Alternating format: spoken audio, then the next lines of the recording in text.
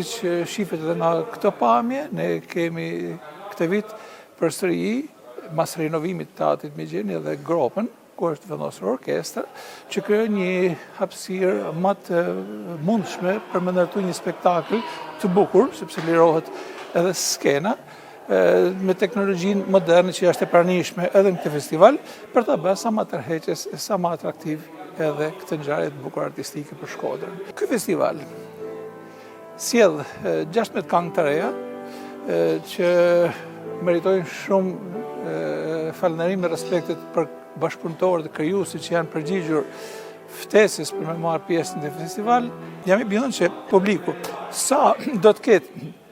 kuriozitetin, do të ketë edhe diskutimet, pse jo, me ndiku edhe të kompozitorët që ta ruajnë fizionominë e bukur që ka muzika në Shkodër, ka nga shkodrane.